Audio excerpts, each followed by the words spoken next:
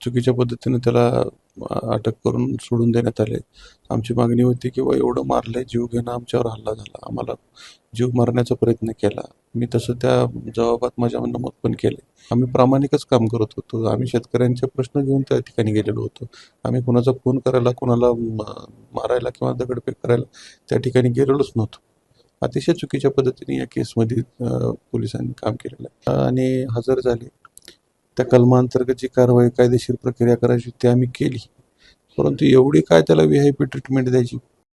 छावाचे प्रदेशाध्यक्ष विजयकुमार घाडगे पाटील यांच्या मारहाणी प्रकरणातील प्रमुख आरोपी असलेले सूरज चव्हाण याला अटकही झाली आणि जामीनही मंजूर करण्यात आला आहे पोलिसांकडून.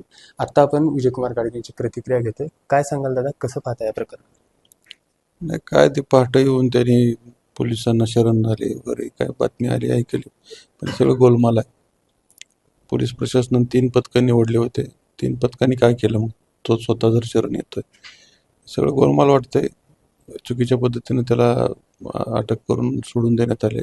आमची मागणी होती की बा एवढं मारलंय, जीव घेणं आमच्यावर हल्ला झाला, आम्हाला जीव मारण्याचा प्रयत्न केला. मी तसं त्या जबाबात माझ्या नमूद पण केले. परंतु चुकीच्या पद्धतीनं तुम्ही जर त्याला पहाटं बोलवता, त्याला लगेच टेबल जामीन देऊन लगेच सोडता, हे कुठलं तुमचं न्याय निवाडा आहे? आम्हाला शेतकऱ्यांच्या पोराला तेवढं जनावरांच्या पुढचं मारलं.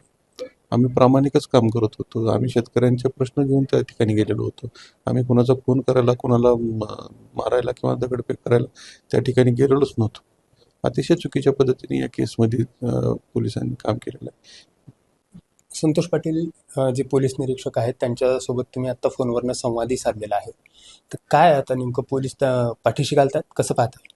नाही, पोलिसांचं म्हणणं आलं की ते आले आणि हजर झाले. त्या कलमांतर्गत जी कारवाई, कायदेशीर प्रक्रिया करायची ती आम्ही केली. परंतु एवढी काय त्याला व्हीआयपी ट्रीटमेंट द्यायची काय गरज आहे? असा कोण आहे तो?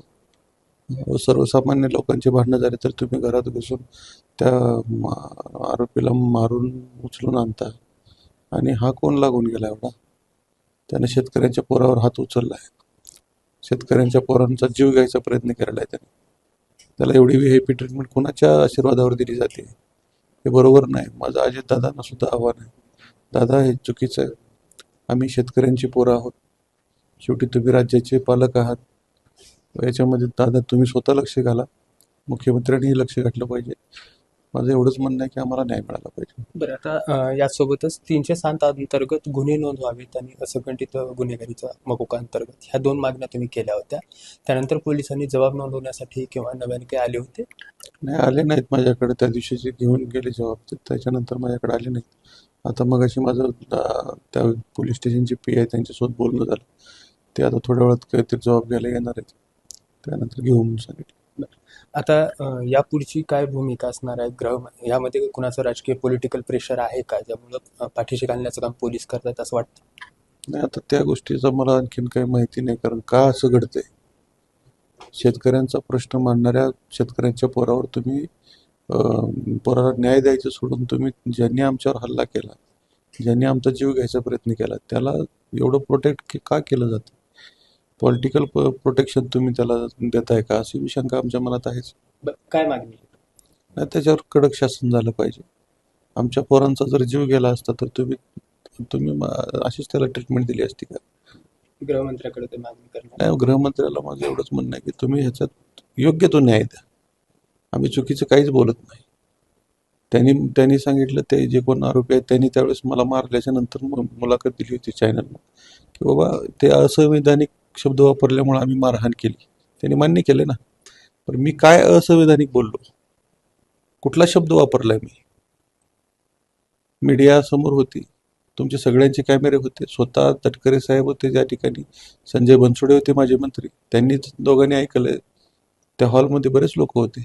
मी एक शब्द जरी चुकीचा बोलला असेल तर तुम्ही द्याल ती शिक्षा बघायला तयार. राज्याच्या गृहमंत्र्यांनी या प्रकरणामध्ये लक्ष घालून कडक शासन व्हायला पाहिजे अशी मागणी आता विजयकुमार घाडगे यांनी केलेली आहे. Rishikesh Holikar, Maharashtra times online, Latur.